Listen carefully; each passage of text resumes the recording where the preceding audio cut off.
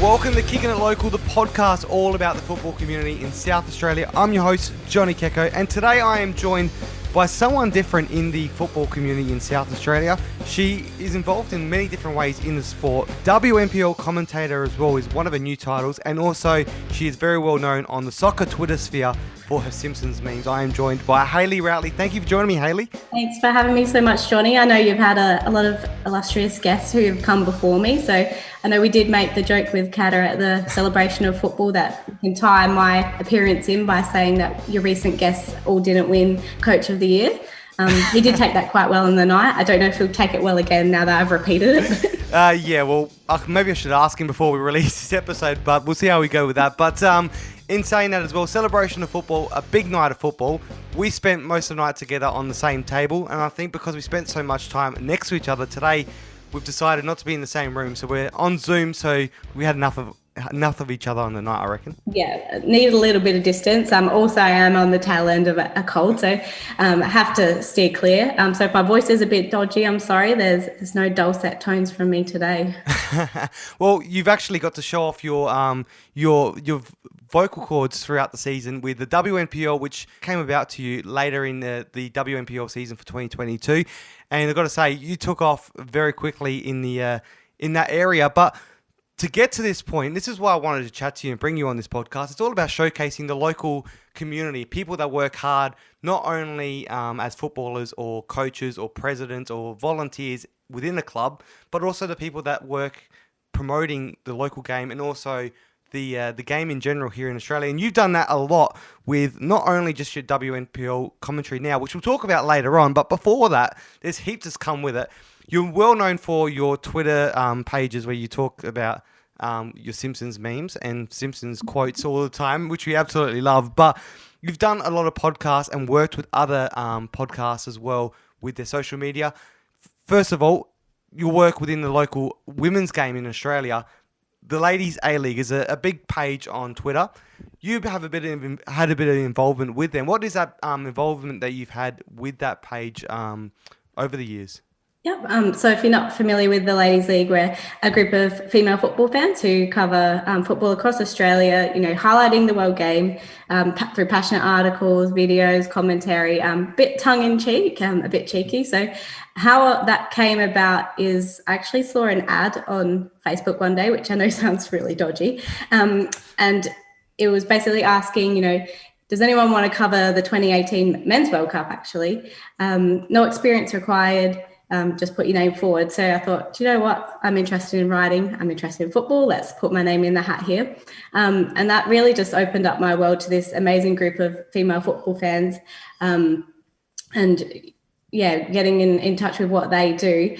So through them, I sort of went on to do a lot of sort of match reports for firstly the 2018 Men's World Cup, but then the 2019 Women's World Cup, A-League Men's, A-League Women's seasons, FFA Cups as it was formerly known, FIFA Best Awards, and then I started doing their socials, which wasn't something I initially did, but I didn't even used to have Twitter for a really long time. I always thought, Twitter, that's a bit silly. But then I can actually remember the exact moment where I got a Twitter account. I was looking on Caltex Australia Football Fans, so the CAFS group on Facebook, and I saw someone post something like, I want Boz's laugh played at my funeral. And I just thought that was so funny. I screenshot it and sent it to the group chat, and they're like, you're such an idiot. This is exactly what Twitter is. You would absolutely love it. So I made Twitter the next day, and kind of all just went from there. I just started making jokes about, the domestic leagues. And then I started doing their socials because we kind of have a similar way of speaking and similar way of joking, and that's how I've come to be. Well, yeah, you've really made a name for yourself in that area with all the jokes and stuff, which is great. But that's how that came to be. But with your football background, well, speaking off air, you haven't really played much football, pretty much the same as me. I think you played a little bit longer than me. But you've managed to get involved in the game so much. Where did the love come from for the round ball game? Yes, absolutely. So right. The first question I always get is, you really love football, you must have played or you play right now. And my answer to that is definitely not. The extent of my football career was back when I was 6 years old. I played, I think, 2 seasons for St. Augustine's in Salisbury Heights. I don't remember a lot of my childhood, but I do have really random memories of this time. When I was the only girl on the team, I scored just 1 goal in those 2 seasons where the ball literally just fell at my feet in a bit of a scramble in the box. And this is the age group where they don't pay offsides yet, so I was probably offside. And then one game they made me go in goals. If you know how tall I am now, I'm about 5 foot as an adult, so you can imagine how short I was when I was 6. I conceded 6 goals and I cried. So I can fully empathise with the Northern Mariana Islands under-17 keeper who went off crying at halftime the other night against the Subway Joeys. So I don't know if my parents just didn't really push me to keep going because I was the third child. I was the youngest child. And I think by that point, parents don't really want to have their weekend taken up by any more extracurricular activities. So they're probably glad to have just dropped that. And I say that in jest because I 100% know my dad will be listening to this. He's my biggest fan, biggest cheerleader, and I appreciate him a lot. So that was that. I tried again when I was 19 with Athelston, but I found that I went to uni Monday to Friday, I worked Saturdays, and then I think games, they kicked off at like 8 or 8:30 on Sunday mornings. And for me, it was my only day off and I just wanted to have a sleep. That was where that career ended again. So for me, the love of football has simply just developed from being around it and watching it. So my dad and his side of the family are from England, so there's that sort of innate love of football there that already exists. And then instead of obviously playing football on the weekends, what I used to do is get up and watch 4 hours straight of Simpsons reruns on Fox 8. Yep. But then after that, we always just had sport on the TV. So I think I just grew up just watching football all the time, and it didn't have to be my team, it didn't have to be my league, it was just loving watching any type of football. So I've just continued that throughout my life, and that's what I've always done. And sort of in the last 5 years, as I kind of touched on before with the Ladies League, I've started immersing myself more in that football community. I didn't do it prior to that because I actually didn't have the confidence to voice my opinions. I didn't really want to get shut down too much. So I know the feeling. The Ladies League kind of gave me the confidence, being surrounded by like a supportive group of people. And then, of course, joining Twitter, that just continues to expand your horizons because you see people talking about all sorts of, leagues across the world. And that's where it's kind of all grown from there. You talk about your dad just a little bit earlier about how he loved the game. I saw a post you put on Twitter. He was a Villa fan back in the day. His first ever game he went to was with his grandfather. Something special happened with your son earlier this year as well. Yeah, absolutely. So, of course, we were so lucky to have Villa come out and play some exhibition games here. And so I made sure I could only get to the Brisbane game. The rest of my family went to all of them. They went to Perth as well. But because I did have a young son, I don't know how old he would have been, maybe like 12 weeks old or something. I flew up to him, did Brisbane return in one day, which I do not recommend with a young child, but we did it. I took him to that game with my dad for that pure reason that, here he is, he's able to do the exact same thing that my dad got to do with his granddad. He is now doing with his granddad here in Australia. So, I know we often mock those exhibition games and we say, what's the point? And a lot of Premier League fans are like, why are they doing this? You're just at risk of injury and things like that. But that was actually so special to be able to have that moment here because I'm not getting to England anytime soon with 2 kids under 3. Yeah, that's true. But what was that moment like for your father to be able to do that and recreate the memory that he had with his grandfather? Yeah, I think he absolutely loved it. He's not one to share a lot of things on socials, but he was straight up take a picture, and then he had posted that up. And then, I put that tweet up and I got on the plane, and then I think I got off the plane and it already had 700 likes, and it grew to, I think, double that. So I've got about 1,500 interactions now. And a lot of people from England interacted with that tweet, and it got mentioned in a few podcasts as well, which was really cool. So it was good to see. I think it gave a lot of people some perspective about, why teams do this. Yeah, no, it does. And it's something great like that because not many people get to to experience, especially like with your father being able to recreate that moment. It's going to be special for him. And then when your son grows up, maybe he can do the same when there's another exhibition game, hopefully. Yeah, it's probably, let's be honest, it'll be the next time that Villa comes out. It'll be 30 years' time. Yeah, maybe we'll see what happens there. But it's so special, and those moments are always great. And that's what's the best thing about football, I think, is creating moments like that. Now, you probably started off a love for football for your son, and he's probably not even old enough to realise what he's getting into just yet. But you probably started a lifetime of football lover right there. Yeah, and he's already got a million football outfits. I think he was wearing the little like jersey onesie to that game. Even my daughter, she's got a little jersey with Routley written on the back, which will inevitably be handed down to him as well. So yeah, before they even know what it is, it's what we spoke about before, that innate love that already exists. Yeah. I think it's because we instill it generation after generation. Yeah, that's it. And I've been, when my nephew was born, I went straight to LA United and bought him a membership. And actually, just before coming on here with you, I just got off the phone with my brother, and he's already wanting another LA United jersey. He's only 7 years old. So they've got about 6 or 7 already. So they want another one. I've got to buy one every year. I know, I've had to stop buying myself one now so they can have, I'm spending the money on them. But that's what happens with football. But with yourself, you've had the love for football was there, and you found your way, like myself, where we weren't playing, but our love was so strong for it that we managed to find our way back into it somehow and giving back to the game. How's that made you feel to be able to still be involved in it? And does it give you the same satisfaction as what you thought you would get from playing? Absolutely.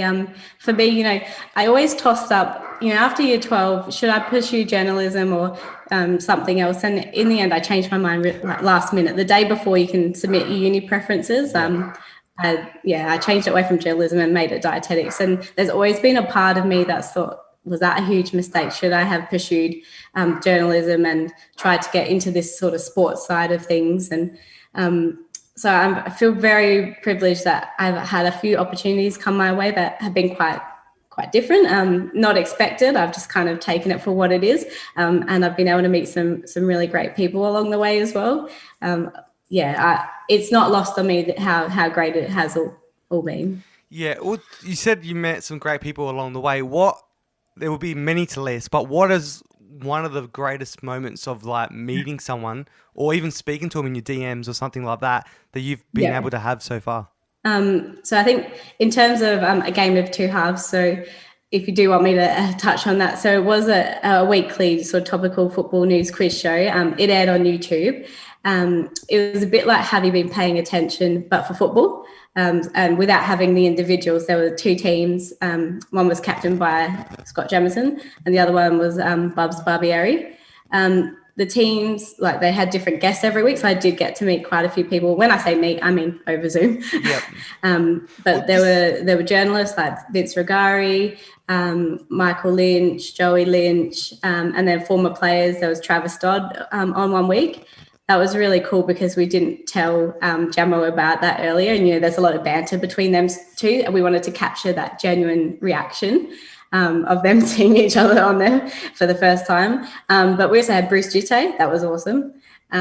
Riley Dobson, Jenna McCormick, and Sarah Walsh as well, which is an incredible one, former Matilda. And she's head of, Cup Legacy and Inclusion at Football Australia. So I know it sounds like I'm name dropping a lot there, but actually the most incredible part was, being involved in this Slack group with the likes of Simon Hill and David Squires. And the reason that's so special to me is literally on my coffee table, I have 2 books. One is Simon Hill's A Gob on a Stick and the other is David Squires' Goalless Draws. So they've always sat on my coffee table, and for me to then be involved in a project with them where I had direct line of communication. I've got Simon Hill messaging me about the show. It sounds like I'm fangirling, and it's because I am. That was, meeting your idols, basically. You have every right to be as well, because as a commentator myself, watching Simon Hill any football fan in Australia loves Simon Hill. And he was the host. The reason why you were communicating with him a lot is because he was the host of this show. But what was your involvement in there? Because you were on camera a few times, I think keeping score, but you're also behind the scenes doing some work. What were those your involvement in that? Yeah, so I was initially approached by the editor, a developer of it. It was Kevin Ayres, who was the editor of 442 at the time. So he's the one who kind of came up with the show concept. And he messaged me and said, hey, would you be interested in writing for this show alongside some of the A-League meme guys? So I think they needed a girl in there to balance it out. So yeah, I was actually heavily involved in scripting that show. And I think what people don't realize is so much work went into that. It probably just looked like a bit of a Zoom, home setup, but I think we scripted 7 shows before we even filmed the pilot. I think it was just to make sure that we could, get enough content every week and we had the ability to work to a timeline. So 7 shows before you even saw something actually happened. Yeah. And then, as you mentioned, I was also the scorekeeper. I think that happened by accident and natural attrition. No one else wanted to do it. So it just ended up being me. And yeah, rightly so that others didn't want to do it, because I think I just got yelled at by Jamo and Bubs every single week. Footballers are very competitive people, even when it comes to a quiz show. I love that. And so what goes into scripting? Like, because it's a soccer TV show, a football show, but it's a bit of a fun aspect to it, having a bit of fun, questions, quizzes. Yeah. So what's involved in scripting a show like that? Yeah. So we had different segments every week. There was always like an intro, and then like a 442, like comparing 2 different scenes. My segment was like a headline segment where, a word was deleted from a football headline and you had to guess what the deleted word was. Jamo absolutely hated the segment. He said every week, oh, this is so stupid. I said, hey, I'm the scorekeeper. I'll deduct some score off you for that. So it was mostly just during the week, you had to be kind of abreast of everything, because although it was quite A-League and W-League, A-League women's focus, it still did touch on what was happening in Premier Leagues and the European leagues as well. So just, having to be quite current with every event that happened in that week. And then we would, throughout the week, just kind of post that to each other and then, start developing an episode from that. That is so cool that you, I've done some work in commercial radio and working with some idols that I grew up idolizing, and being able to message them and say, oh, we've got this week, I got this guest on. Yeah, I know what the feeling's like, but someone like Simon Hill on a national level and all the other names you were with is a great thing. But once you realize you're involved in that and it starts to feel normal, when you sit back, did you ever have a moment to sit back and think of the people you're around? Because I've done it a couple of times where I'm around some people that I idolize as a 10-year-old, as a local football fan, and now I was buying their jersey, and now I'm working with them. So what's the feeling like if you had that chance to sit back and just soak it all in? Yeah, I think at the time it probably just all melded into one and took it for granted a little bit. And it was only when I did sit back and reflect, and I think I was trying to apply for a football related job, and I was trying to drag anything football related from my past and to write it down. And I was trying to list all these guests. I was like, wait a minute, we actually had a lot of people come through who, are very familiar names who, you see on Twitter, who you've seen play, who you have jerseys of. And as I said, like, 2 people who I have their books sitting on my table, and here they are right in front of me. So unfortunately, the show didn't get picked up in the end. It just was on YouTube. But to me, it's such a brilliant concept, and I'm probably just biased in saying that. But I think, like anything in football, if it had some funding behind it to really jazz it up, it would have been a super awesome idea. And it would fill that gap that I think we're still missing for that light-hearted content, with the Sam Santoinette and B-League. We haven't replaced that. And I still think, soccer fans are a bunch of funny people, and we really want, want that gap filled. So, if anyone has a bit of money, get behind it. Sponsors, get on board. But talking about the Zoom aspect you're talking about this show, it happened during COVID that it all got created? So I remember, I think Simon Hill was in studio and he had multiple cameras for each guest. So no one was actually in the studio with him at the time. But now the COVID's kind of moved on and we're back to being a part of studio. Do you reckon this concept could make a comeback? Exactly. That's what I think. So you're right. It did start during the start of COVID. And also I think COVID normalized things being, able to be on Zoom, and we were okay with watching things like that. Use the word studio loosely. It was filmed at Ultra Football in Sydney, which is basically like a big makeshift rebel sport. So he was the only one there. And then, there were 4 TV screens on, like, I think it was meant to look like benches, they're sitting on the subs bench. Whereas I think it would better translate in person, like, have you been paying attention and things like. I think it would be easier for the banter, and people would loosen up a bit quicker, because I found out at the start, footballers maybe not as funny as they think. I say that, I hushed a little bit when I said that. I don't want to. No mention of who, because I might tag him in the Twitter post. Travis, no, he's not. No, he and Jamison are some of the funniest pairings. Some of the best. And the Bruce Jitte episode was one of the best. Which one, sorry? That was awesome. The Bruce Jitte, when he was on as well. Yeah, that was awesome. The banter, I did some work with like Bruce Jitte, Travis Dodd and Robbie Cornthwaite recently, and the banter between those 3 guys, and also Jared Walsh was there, was funny. It was just when footballers get together, especially when they've played together, the banter you get is incredible. If you were to do a local version here, because you just started doing a WNPL commentary recently, if you were to do a local version, who would you get locally to host it as a special guest, and also the team captains?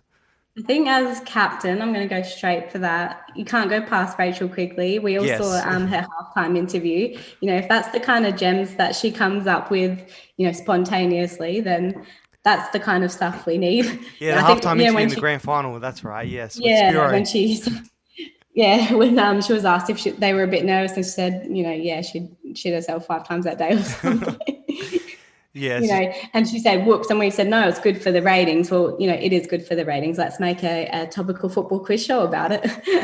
I think someone with a strong competitive personality like Nicole Blackett. She is so competitive. Like, she'd almost be the Bubs of a local version.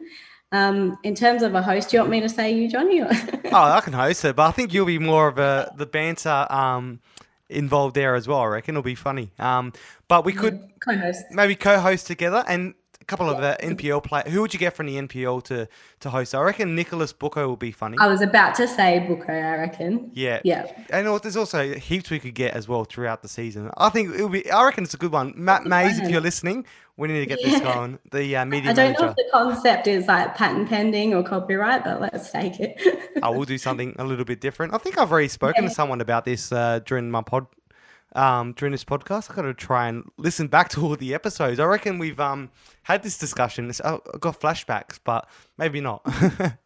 But that's the thing about the local game, is that we can do things like this. But what we've had recently is just gone off pretty big in local football here. We've got multiple podcasts now.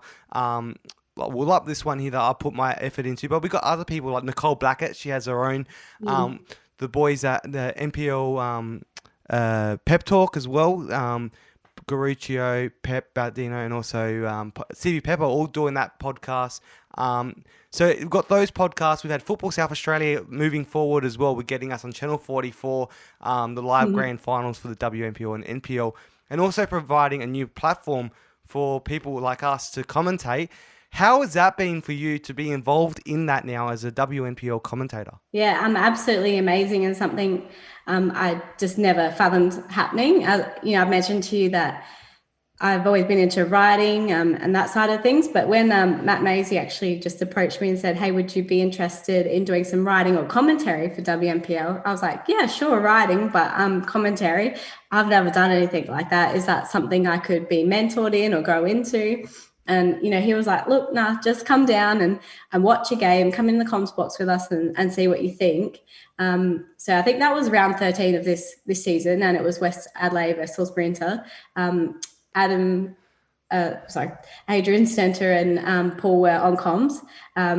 Great production. They had Spiro down on the field as the on-field broadcaster as well. It was just such a professional setup. For our league, it's absolutely amazing, and I think it's something we need to push more. Like, this is a huge point of difference in our league versus, other semi-professional leagues. Yeah. Is we've got this great platform, NPL TV. It's free. It's got pause and rewind. Yeah, that's true. And picture in picture as well. So you can go on another app while you can text someone while you're watching it as well. So yeah, what groundbreaking technology. So to be given that opportunity, and they kind of said to me afterwards, you're not going to know if you're good at it until you just literally put a mic in your hand and give it a go. So 2 rounds later, in round 15, I co-coms from the scaffolding. I feel like I was a bit, lured in with the box, and then they're like, "Nah, here's the scaffold." Oh, don't worry. I've been in some dodgy scaffolds as well over my time. Absolutely freezing. But yeah, I did not 1 but 2 games that night, and absolutely loved it, and saw out the rest of the season, the cup final and the final season, including the grand final broadcast. So just an amazing opportunity. But one of the best things that have come out of all of that is the community that I have met in that really short amount of time. Everyone was so accepting and so supportive, and even a few coaches reached out to me and said, "Hey, keep going, you're doing a great job, we really appreciate what you're doing, just keep going." And even standing next to Stents at that grand final broadcast, he gave me a little pep talk, and so I can see why the women did so well this season and why he got Coach of the Year, because he gives amazing pep talks. That's it. So Adrian Spencer is also, LA United's women's A-League women team coach. And I got to meet him for the first time at that WNPL grand final as well. I wasn't working on a night, but I got to meet him there.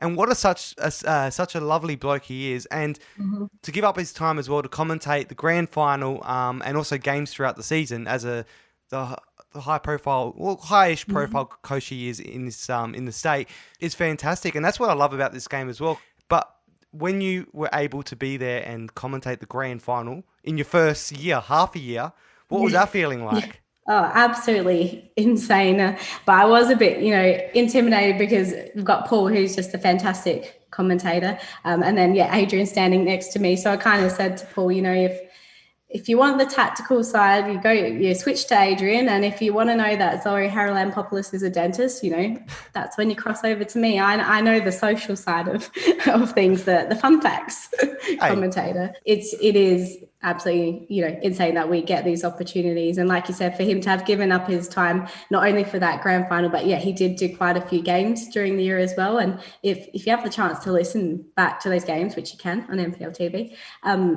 the analysis is just absolutely fantastic. Like, I bet the coaches of the WNPL teams watching it back are really grateful to be hearing someone else's, coaching analysis of the game as well. Before you got involved in it, though, did you watch WNPL and think that how cool it's... Well, because most of the games don't have commentary yet, and hopefully we're going to change that soon, and there'll be more as the years progress. But did you ever think there was, when watching the games without commentary, especially, that you or someone will be able to get into that role, or think there's an opportunity to get there? Definitely just didn't even think of myself doing it. And to be honest, I wasn't sure of the pathway of how to get there. I wouldn't have even known how to start. But I'm grateful that Football SA, they did accept, Spiro and Paul, putting forward, hey, can we do this for the women's game? And then it's not just that commentary, it's the broadcast value of it all is absolutely amazing. And for those of you who are lucky enough to have met Matt Mays and Jaden Betterman as well, what they put together on game day, it's unreal. It's very high quality stuff. And talking about Jaden Betterman quickly, we'll give a little shout out to you, because we're commentary people, so we can talk a little bit about them, because I want to give a shout out to him as well. He just won on the weekend at the Celebration of Football the Rising Star for the referees. He's an incredible referee, and he was in the grand final for the State League 2 as well as a linesman. So he won that award, but he's also works in media and also the social media, and also does the production stuff for our commentary, for our live streaming games for the match around grand finals. And that's the thing I love, the opportunities for people like that to be able to get through. And he's a big star, not only a rising star in refereeing, but also in the production side. And I think a lot of people are enjoying being able to watch it and also see a better quality, because I think the quality that they're producing for these games here on NPL TV are way better than what we were getting for the first season of the non-favoured FFA Cup games. I think that Fox Sports were chucking on their live streaming app. Yeah, no, absolutely.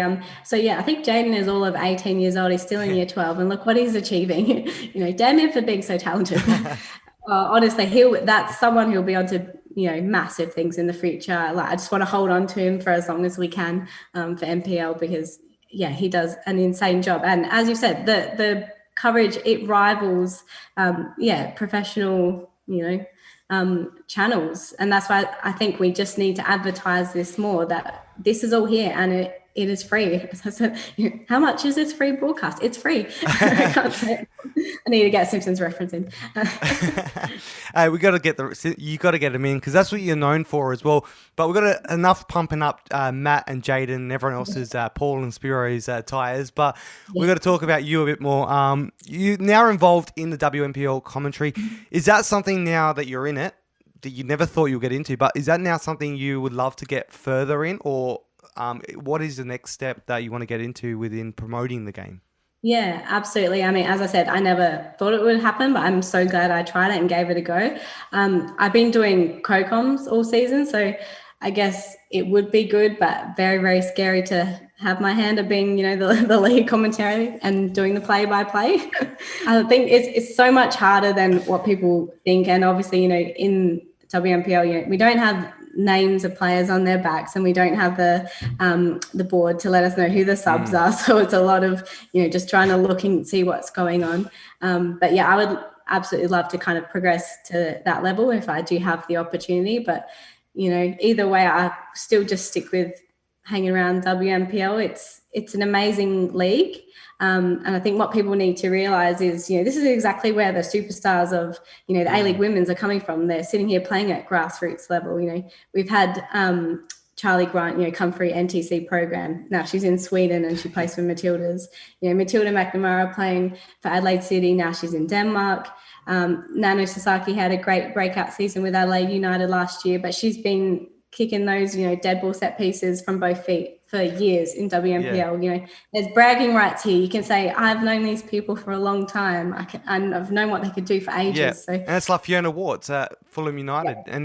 Yeah. And then also we were lucky enough to have someone that was top quality playing only until recently with Maria Rojas Cotier. So that was a huge one to be able to have someone of that caliber. We're lucky to have her here during the off season. Yeah, so to me that speaks volumes to the quality of the competition. That she of course played for LA United and Inter, but then she went to Sydney. But then she decided to come back to Inter even after having been in New South Wales. So that to me says that there's something special going on here with the team, and also just living in Adelaide as well. And she, of course, she left halfway through to play for the Chilean national team. But I did have Chilean friends say to me that they're hearing the words Salisbury Inter on international commentary. Like, how surreal is that? That's amazing. That is good. And I absolutely love when you hear things like that. And that's the type of things that we have here in our local game. And I think it is getting promoted, and it's going to start getting promoted more soon as well, and I don't think we're going to have this for much longer, but we're going to have big names like that here, which is going to be a kind of a good thing, because hopefully we get to a point where female footballers are getting paid more in the national leagues. Then it opens up more in the local leagues for the younger players to come through, and hopefully we start producing more in the future. I want to talk a little bit about your passion for women's football in a second, but before we get there, we spoke about your favourite moments doing the podcast with Simon Hill and all that, but what's been your favourite moment in the local game so far in your short period? I think I've got to say, that grand final broadcast, just being amongst everyone and having West win as well, seeing that history being made for them to finally get the treble. They started the season with 0 trophies and then they ended it with 3. Yeah. So I hope they made a nice trophy cabinet at the end of the season. But to see them finally do that, and for someone like Nicole Blackett, who's been hanging around there for 7 years and never, ever managed to get there, to see her finally be able to do it and, lift that trophy and spray the champagne. That was really special to be amongst it. And I don't know if you saw their Zorba celebration afterwards, which, that was interesting. I think Paul said on the broadcast, for Zumba dancers, they make great footballers. It was pretty atrocious to start off with, but they got there. And to be fair, they'd been on their feet for 90 odd minutes. So yeah, that's it. That was a great grand final to be a part of, and I'm glad that you got that moment to be a part of it. But now we're creating more moments next year for the local footballers, the women footballers with the World Cup. You're a big advocate for women's football. We got the Women's World Cup, the biggest stage for women's football, happening right on our doorstep. We got 3 local venues that are going to be hosting teams, 2 other ones for training grounds. So 5 venues are going to be used here in local football, and there's multiple games here in Adelaide as well. You spent hours trying to get tickets to the first release tickets. First of all, how was that to try and get those tickets and secure them? that was honestly so stressful because when you logged on, there was this little progress bar and it just got to one point and it went backwards. Oh, no. And you're like, I was so close and it went backwards and it even had a countdown timer and then that disappeared. You know, it would tell you you were 5 minutes away and then it went. And when I finally logged on, because I wanted the Stadium Super Pass to be able to go to all 5 of the Adelaide games, all the Cat ones were gone. So settle for Cat 2. That's all right. If it's raining, oh well. We always sat in the rain at Cooper's anyway, so Yeah, that's it. Well, let's do it again. I need to buy mine as well, so I gotta ask you for some tips before I go and buy them. But having this here though, what's it mean for you to be able to see women's football here for the local game? And what do you feel about having this here? Yeah, I mean, it's absolutely incredible. You know, we had the Matildas come back here in 2019, and that was something like 13 years in the making. You know, we hadn't seen them here for 13 years. You know, what is that? And now we have the Women's World Cup coming here, and we're going to have these world-class teams coming. I think year is our biggest year where we've got, I guess, the biggest springboard to elevate the world game across Australia and the women's in particular, because we have the Women's World Cup coming here. We've just had Adelaide United have their most successful women's season in reaching the finals. We had Stents winning Coach of the Year, Fiona Wirtz winning the Julie Dolan medal. We've got the facilities now, like you said, we've got Service FM Stadium up and running. Cooper's has been redone with the change rooms, you know, so they can have the double headers here. You know, when have we had a better platform to shout from the rooftops women's football here in Australia and in Adelaide? You know, this is our best chance, I think, to promote it. But it means a lot to me because I mentioned my son earlier, but I also have a 2.5-year-old daughter. To be able to, you know, introduce her to a Women's World Cup here in Adelaide at the age of 2.5. I feel like they're so lucky. They've seen, you know, my son's first game was Aston Villa, for crying out loud, and my daughter's seeing a Women's World Cup before the age of 3. I could never say anything like that. Well, so I feel like we have, something really special going on here, and I can't wait to take her to games. And I'm really biased about Service FM Stadium having some of the training bases because I live very close. So there you go. I'll be down there. And you got LA Croatia as well that are also going to be a base as well. So you got 2 right there. Campbelltown, they're all pretty much far from me, so they're all within half an hour. So you have to camp in my spare room for that time. maybe, because you got Martin Sports Complex, Campbelltown, LA United's training base. I think that's in Playford, Jeps Cross, and LA Croatia. So minimum half an hour drive for me, but I'll do it because Cooper's is around the corner, which is only 5-minute drive, so that's all right. But looking forward to that. But for your daughter, though, this is going to be her first ever World Cup that she's alive for, and it's here on her home soil. Yeah, so as I was saying before, the caliber of her being introduced to this so early before the age of 3, when I don't think we had anywhere near that opportunity for us. I would say the biggest game that, you know, I've been able to see here in Adelaide is probably just, you know, the ACL game when I was 18. You know, I had to wait that long to see something like that. So yeah, for young girls especially to be able to see this so early on, perhaps that will spur her, you know, to be 6 and playing and not, you know, back out like I did after 2 years of only scoring 1 goal and conceding 6. No, hopefully not. But that's the thing, it's going to do that, hopefully, and make the league bigger for the women's game. And we're seeing it already, multiple teams starting up in the A-League now, in the A-League Women, and also in the WNPL. We're about to see some more teams in the WSL. So it's good to see, and hopefully it does grow on that. And how excited are you to be a part of the local women's game as this is happening?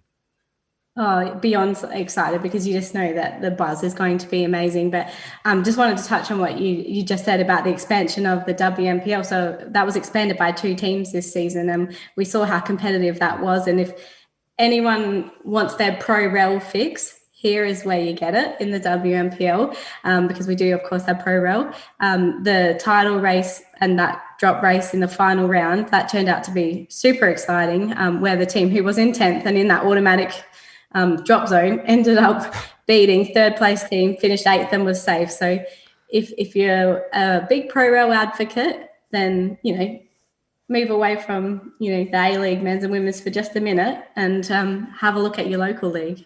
That's what's so exciting about it, isn't it? The promotion and relegation, being able to see teams get up and beat the bigger teams to stay in. That's what's so good about it. Hopefully we'll see more of it. Absolutely. At the start of the night, I never would have said that was the way it was going to happen. And then when it did, absolutely incredible. We're looking forward to the Women's World Cup. It's going to be a lot of fun here in South Australia, especially because that's our hometown. So Cooper Stadium, I can't wait. What country do you want to play here in Adelaide? I would love to have City USA. Do we aim high and say Netherlands? Oh, yes, that'll be good. Their supporter base is... Yeah. You know who's good as well? South Korea.